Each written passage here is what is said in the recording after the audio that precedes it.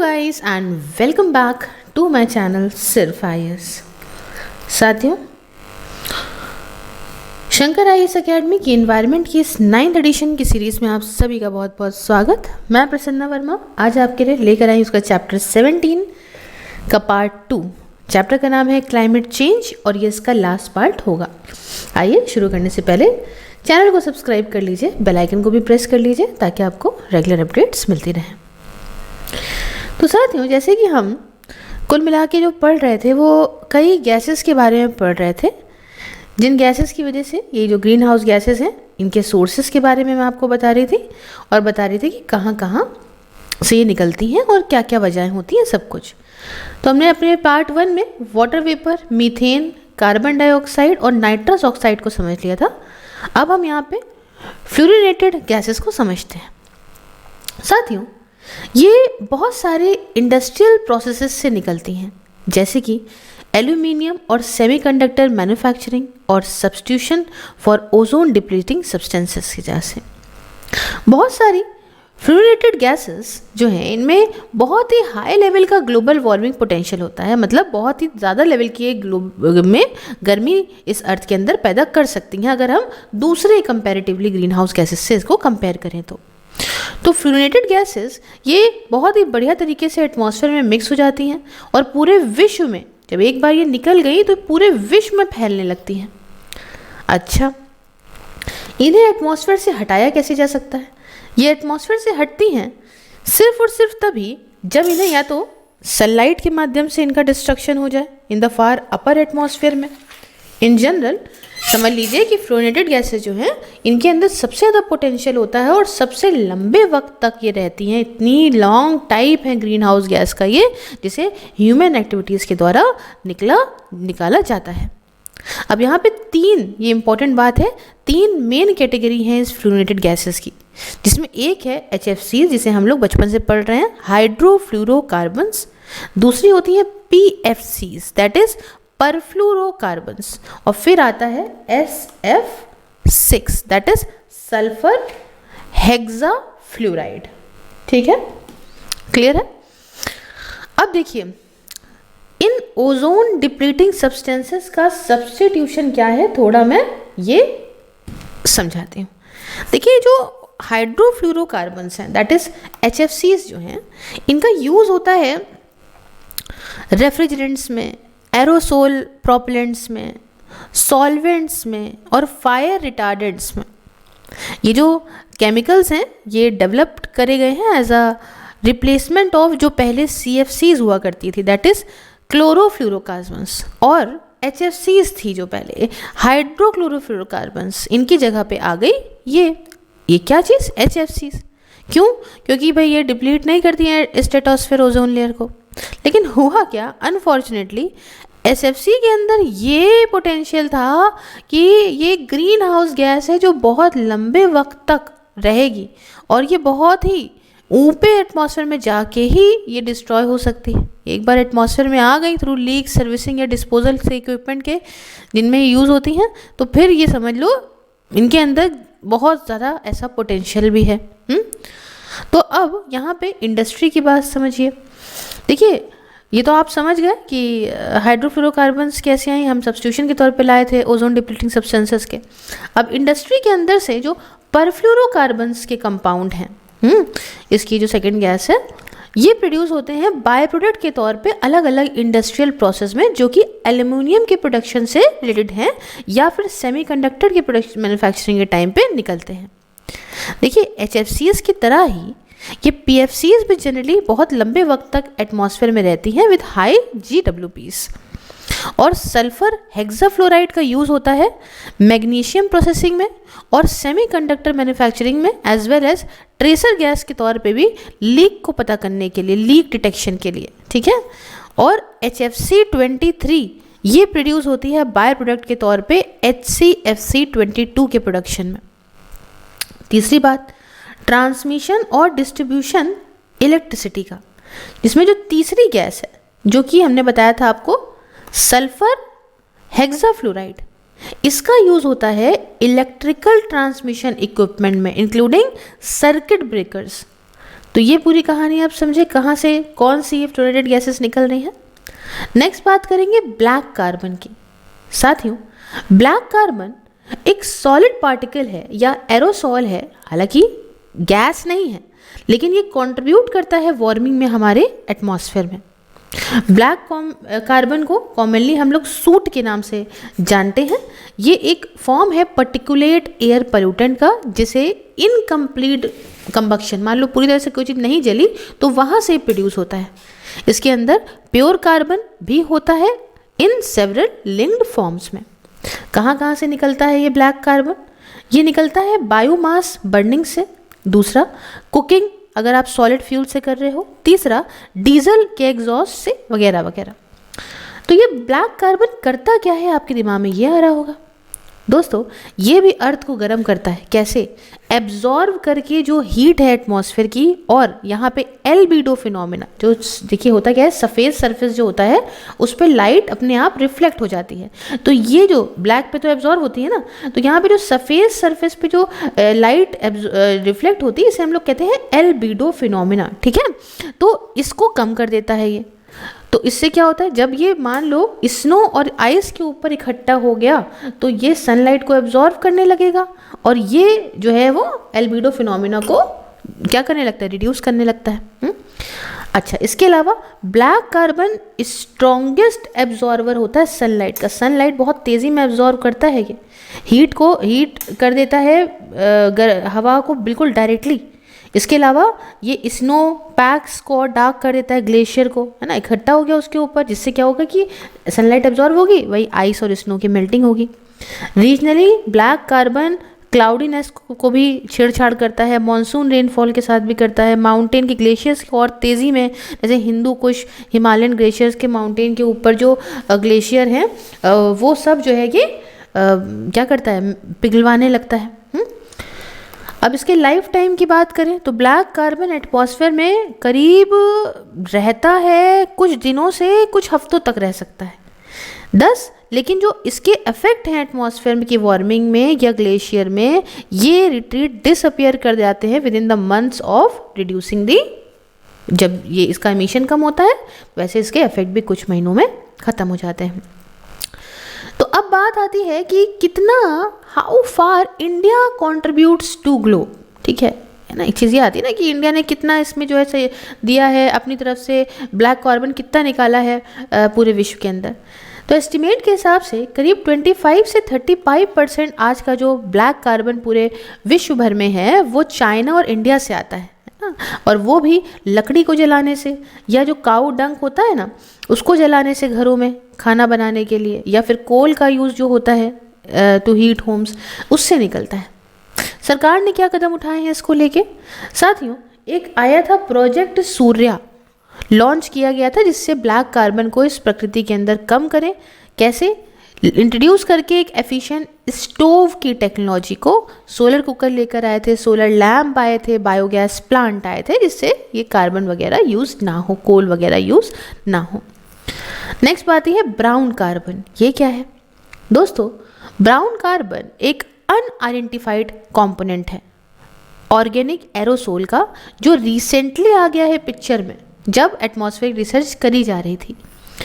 ये light absorbing organic matter suit के अलावा, इस ब्लैक कार्बन के अलावा एटमॉस्फेरिक एरोसोल में अलग अलग ओरिजिन से, जैसे कि soil humics, human like substances, tarry materials जो निकलता है ना, तार जैसा कम जब कोई चीज़ जलाते हो आप, बायो एरोसोल्स वगैरह वगैरह। तो अब ये ब्राउन कार्बन के बारे में पता तो है नहीं, लेकिन क्या हो सकता है, कौन से पॉसिबल सोर्सेज हैं इसके? साथियों, एक तो ये हो गया बायोमास की बर्निंग, पॉसिबली जब हम घरों में लकड़ी जलाते हैं तो ये मेजर सोर्स है ब्राउन कार्बन का। उसके अलावा एग्रीकल्चर फायर से स्मोक निकलती है, एडिशनल सोर्स हो गया।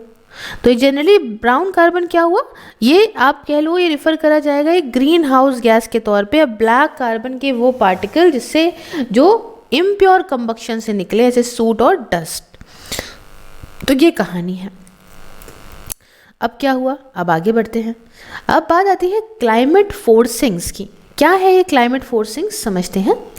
साथियों, क्लाइमेट फोर्सिंग्स ये ऐसे फैक्टर्स हैं क्लाइमेट के सिस्टम में दैट ईदर या इंक्रीज दैट इधर इंक्रीज और decrease the effect of to the climate system, मतलब या ये क्लाइमेट सिस्टम का इफेक्ट बढ़ा देते हैं या ये कम कर देते हैं। क्लाइमेट फोर्सिंग्स वो फैक्टर्स होते हैं। अब इसमें भी आप समझ रहे होंगे, अच्छा करते होंगे तो अच्छे, नेगेटिव होते हैं नेगेटिव। तो जो पॉजिटिव फोर्सिंग्स होती हैं जैसे कि एक्सेस ग्रीन हाउस गैस, है ना, मतलब ये समझ लीजिए पॉजिटिव नेगेटिव इसमें इस टर्म में नहीं लिया जा रहा है, इसमें अलग टर्म में लिया जाता है। तो क्लाइमेट फोर्सिंग्स में जब हम पॉजिटिव फोर्सिंग की बात करते हैं तो इसका मतलब फोर्सिंग मतलब बढ़ रहा है ना, इंक्रीज कर रहा है इफेक्ट। तो जो पॉजिटिव फोर्सिंग है, जैसे कि मान लो ग्रीन हाउस गैसेस बहुत एक्सेस में आ गई तो इससे अर्थ गर्म हो जाएगी। वाइल नेगेटिव फोर्सिंग क्या होंगी, जो नेगेटिव फोर्सिंग मतलब अब फोर्स कम हो रहा है क्लाइमेट को, तो नेगेटिव फोर्सेस जैसे कि इफेक्ट जो ज़्यादातर एरोसोल्स का है या वॉल्केनिक इरप्शंस का है, एक्चुअली जिससे कूल कर रहा है जो अर्थ को। ठीक है, तो बात ये है। अब देखिए एटमॉस्फेरिक एरोसोल्स के अंदर वॉल्केनिक डस्ट आती है, सूट आता है from the combustion of fossil fuel. इसके अलावा पार्टिकल्स जो कि बर्निंग फॉरेस्ट के मिनरल डस्ट के होते हैं। ठीक है, और डार्क कार्बन रिच पार्टिकल जैसे कि सूट जो डीजल इंजन से निकलता है वो क्या कर लेता है, वो सनलाइट को एब्जॉर्ब करता है और एटमॉस्फेयर को गर्म कर देता है। तो कन्वर्सली जो एग्जॉस्ट निकलता है हाई सल्फर कोल से या oil produce light aerosols that reflect sunlight back to the space, इसके अलावा प्रोड्यूसिंग अ कूलिंग इफेक्ट। तो इससे क्या होता है, एरोसोल्स जो फॉर्म करते हैं नेचुरली ड्यूरिंग वॉल्केनिक इरप्शन के टाइम पे वो एटमॉस्फेयर को कूल करते हैं। और बड़े बड़े वॉल्केनिक इरप्शंस ये यहाँ पे इतनी ऐश निकाल देते हैं एटमॉस्फेयर के अंदर जिससे टेम्परेचर कम हो जाता है 1 साल के लिए, और उससे ज़्यादा के लिए भी जब तक के लिए सल्फेट पार्टिकल्स सेटल आउट ना हो जाएं एटमॉस्फेयर से। तो अब बात आती है फोर्सिंग की, स्पेसिफिकली हम समझते हैं। इसमें पहला आता है ऑल्टरिंग द एनर्जी बैलेंस। देखिए जो पार है ना इस प्रोसेस की, टू ऑल्टर द, उसमें मतलब बदलाव लाना क्लाइमेट के अंदर, ये एस्टिमेट होता है बाय द रेडिएटिव फोर्सिंग, मतलब जो चेंज है in the earth's energy balance due to process. और कुछ क्लाइमेट फोर्सिंग्स पॉजिटिव होती हैं जिसकी वजह से ग्लोबल एवरेज वार्मिंग होती है, गर्म हो जाता है, और कुछ जो नेगेटिव होती हैं इससे कूलिंग होती है। अब इसको ऐसे समझिएगा, फोर्सिंग मतलब मान लो धक्का दे किसी को आगे बढ़ा रहे हैं, तो पॉजिटिव मतलब धक्का आगे बढ़ा रहे हैं तो मतलब गर्मी को आगे बढ़ा रहे हैं, और नेगेटिव मतलब धक्का पीछे की तरफ जा रहा है मतलब ये कूलिंग हो रही है। तो इसको इस तरह से समझ लीजिएगा, it will be easy for you to remember. Okay, आप समझिए कुछ जैसे कि मान लो कार्बन डाइऑक्साइड का कंसंट्रेशन बढ़ गया as well as known to others, जैसे कि सच एज फ्रॉम एरोसोल्स, ये ज़्यादा अनसर्टेन चीज़ है। अच्छा, अब यहाँ समझते हैं natural forcing, altering the energy balance. समझे? अब नेचुरल फोर्सिंग्स का मतलब क्या हुआ? देखिए नेचुरल फोर्सिंग्स का मतलब हुआ कि जब एनर्जी जो सन के द्वारा ट्रांसमिट करी जा रही है उसमें कुछ बदलाव आया या बहुत ही कम वेरिएशंस हुए इसके अर्थ के ऑर्बिट में, या कोई वॉल्केनिक इरप्शन के माध्यम से काम हो गया, तो ये नेचुरल चीज़ है। सिंस जब से इंडस्ट्रियल रेवोल्यूशन आया है तब से सिर्फ नेचुरल फोर्सिंग्स कोई भी लॉन्ग टर्म्स जो इम्पोर्टेंट या सिग्निफिकेंस रही है, ये has been increase in solar energy, has been a small increase in solar energy reaching earth. However ये जो चेंज है वो नियरली इतना नहीं है जो आज की वार्मिंग हो गई उसके कंपैरिजन में।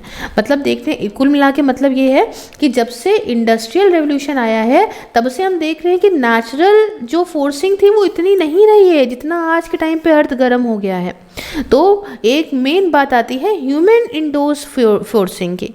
तो क्लाइमेट फोर्सिंग ये ह्यूमन एक्टिविटीज से जो हुई है वो तो बहुत गजब है, जैसे ग्रीन हाउस गैसेस, एरोसोल का एमिशन फॉसिल फ्यूल्स को बर्न करके, या लैंड सरफेस में बदलाव लाना जैसे डिफॉरेस्टेशन वगैरह, ये सब ह्यूमन की वजह से है। उसके अलावा ह्यूमन जनरेट करता है ग्रीन हाउस गैस को भी फॉसिल फ्यूल जला के, है ना, जिससे एरोसोल एटमॉस्फेयर में आते हैं। एरोसोल होते क्या हैं बेसिकली, है ना, बहुत देर से एरोसोल हो रहा है।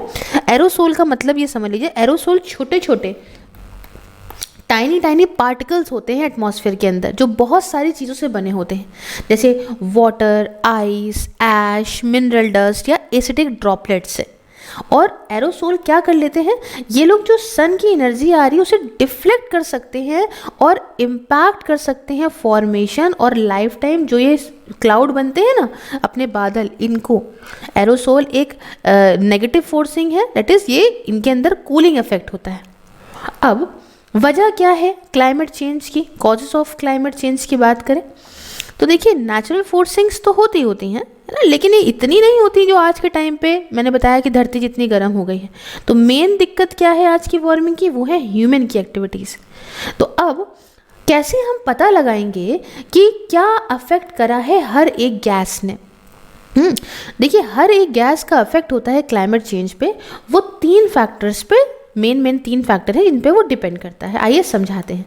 सबसे पहले तो कितनी ये जो गैस है वो कितनी मात्रा में है इस एटमॉस्फेयर के अंदर, समझे, मेन बात यही है। इनको ग्रीन हाउस गैसेस को मेजर कैसे करते हैं, पार्ट्स पर मिलियन के तौर पे, या पार्ट्स पर बिलियन के तौर पे, इवन पार्ट्स पर ट्रिलियन के तौर पे भी करते हैं।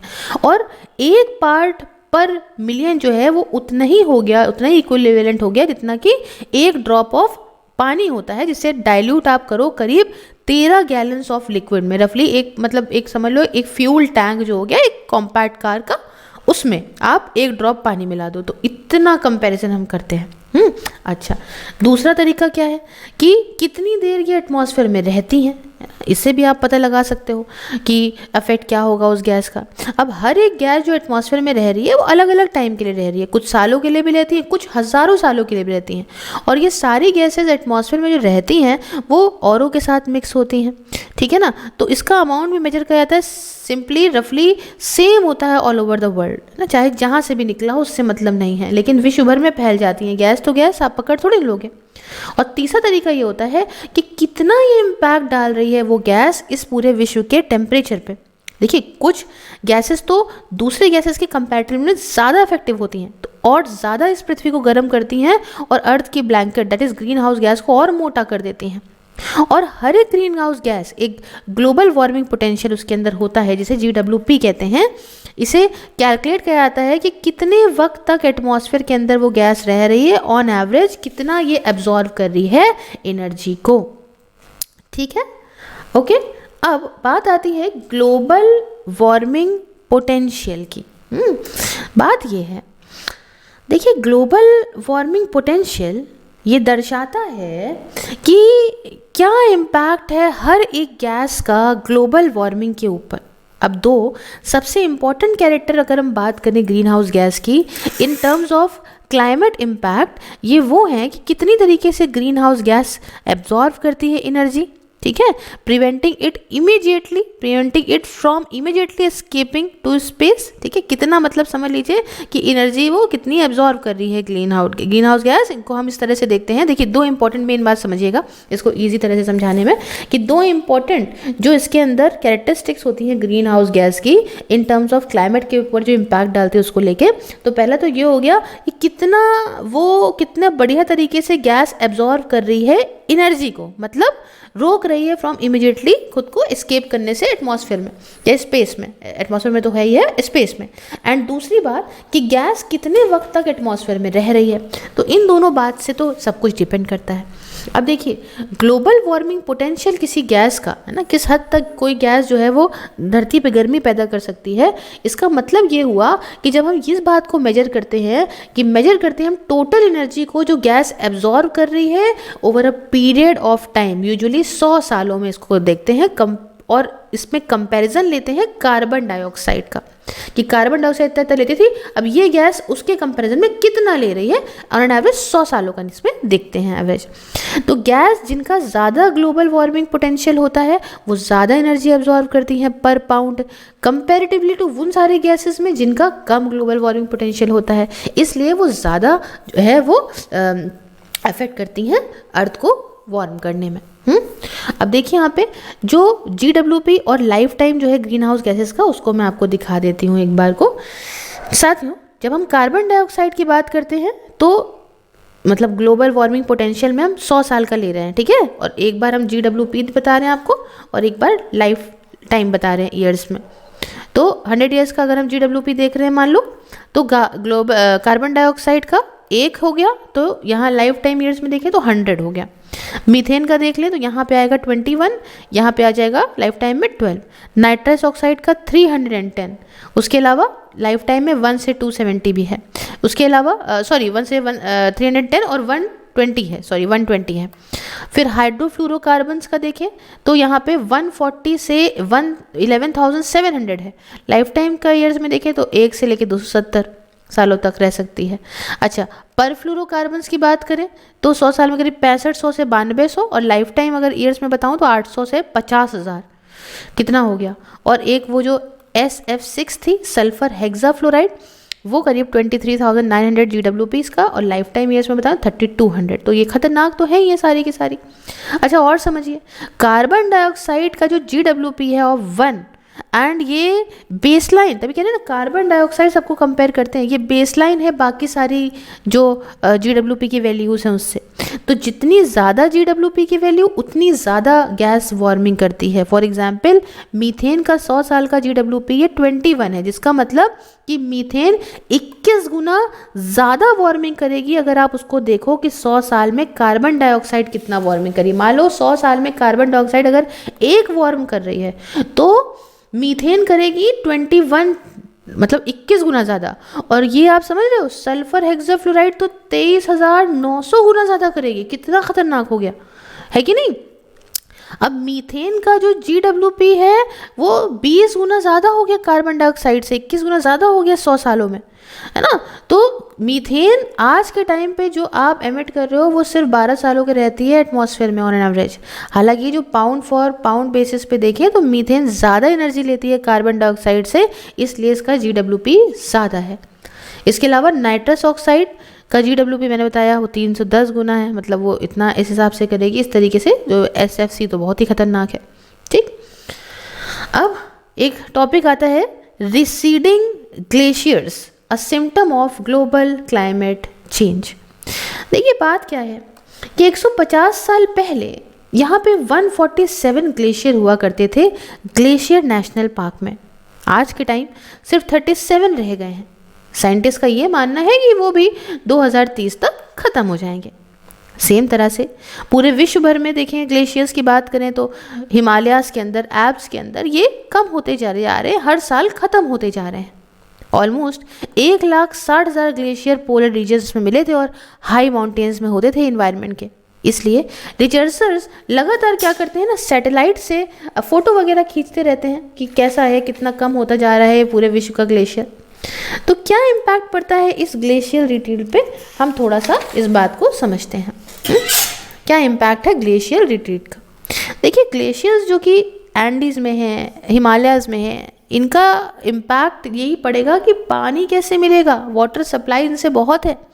क्लाइमेट चेंज की वजह से दोनों ही टेम्परेचर और स्नोफॉल दोनों में ही दिक्कत है, जिससे क्या होता है कि जो बैलेंस है ना, मास बैलेंस जो ग्लेशियर का है वो होता जा रहा है गड़बड़, इसमें आ रहे हैं बदलाव। और हिमालयाज़ और दूसरे माउंटेन की जो चेन है सेंट्रल एशिया की, इसमें बहुत सारे ऐसे रीजन्स हैं जो ग्लेशिएटेड हैं, और ये ग्लेशियर्स क्रिटिकल वाटर सप्लाई देते हैं उन ड्राई कंट्रीज़ को, जैसे Mongolia, western China, Pakistan, Afghanistan. तो ग्लेशियर अगर ख़त्म हुए तो बहुत सारा इम्पैक्ट इन इकोसिस्टम पे आ जाएगा, इन रीजन्स के। वर्ल्ड के लीडिंग साइंटिस्ट का ये मानना है कि ग्लोबल वार्मिंग की वजह से बहुत ज़बरदस्त खतरा हो सकता है नेशनल और ग्लोबल इकोनॉमी को, और साथ में इन्वायरमेंट को भी। जो पुअर हैं, जो लो लाइंग कंट्रीज़ हैं, वो बहुत मुश्किल हो जाएगा उनके लिए कि जो डैमेजेस होंगे ना इन क्लाइमेट चेंज से या राइजिंग सी लेवल से, उससे वो जूझ या बाहर नहीं निकल पाएंगी। और लास्ट टॉपिक इस पूरे ही चैप्टर का वो बताती हूँ आपको, चेन ऑफ इवेंट्स। देखिए, फॉसिल फ्यूल आपने जलाए, उससे ग्रीन हाउस गैसेस आई, उससे ग्लोबल वार्मिंग हुई, उससे क्लाइमेट में बदलाव आया, जिससे ग्लेशियर्स जो है वो पिघले, जिससे फ्लडिंग हुई, बाढ़ आई, है ना, या सी लेवल में राइज हुआ ना, और इससे जो है वो क्या हुआ कि लो लाइंग जो कोस्टल लैंड है वो सब डूब गई, और बहुत ही भारी मात्रा में इकोसिस्टम भी डिस्ट्रॉय हुआ और स्पीशीज़ भी एक्सटेंट होने लगे, ख़त्म होने लग गए। तो ये सब दिक्कतें हैं। अच्छा, एंड करने से पहले डू यू नो वाला कुछ बॉक्स है वो समझा देती हूँ। एक तो कह रहा है बॉक्स कि स्पाइसेस और कॉन्डेंट्स ये फ्लेवरिंग एजेंट्स मिलते हैं प्लांट से। क्यों? क्योंकि इनमें बहुत ही कम न्यूट्रिटिव वैल्यू होती है, तो इनको फूड्स के तौर पे नहीं रखा जाता। इनके अंदर ऑयल्स होते हैं एसेंशियल, जो फ्लेवर देते हैं, अरोमा देते हैं फूड को, और ग्रेटली प्लेजर भी देते हैं। आप मसाले के बिना खाओगे तो मज़ा नहीं आएगा खाना खाने में, है ना। भूख भी बढ़ाते हैं और जो है वो गैस्ट्रिक जूसेस को भी, उसका फ्लो भी इंक्रीज करते हैं। अच्छा, एक और बॉक्स दिया है, उसमें कहता है कि शोला फॉरेस्ट जो है वो टेम्परेट फॉरेस्ट है एवरग्रीन इकोसिस्टम में, जो आपको हाई एल्टीट्यूड रीजन्स में मिलेगा, या आपको नीलगिरीज और पलानी हिल्स में तमिलनाडु के, केरला और कर्नाटका के मिलेगा, या आपको ऐसी साइट्स में मिलेगा जो कि आपके पास में होंगी स्लोप कन्वर्जेस में, और ये इंटरप्ट हैं by the grassland ecosystem which stunted evergreen woods, and ये कंफाइंड है to the sheltered valleys, glens, hollows और डिप्रेशंस में। मेन रोल शोला फॉरेस्ट का ये है, ये पानी को कंजर्व करता है उस रीजन के अंदर।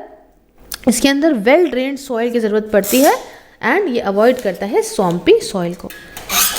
साथियों, यहाँ पे हमारा ये चैप्टर कंप्लीट हुआ। अगर अच्छा लगा तो do like, share and subscribe. You can also join my membership and support me in my work. Also all the social media links including WhatsApp is in description box.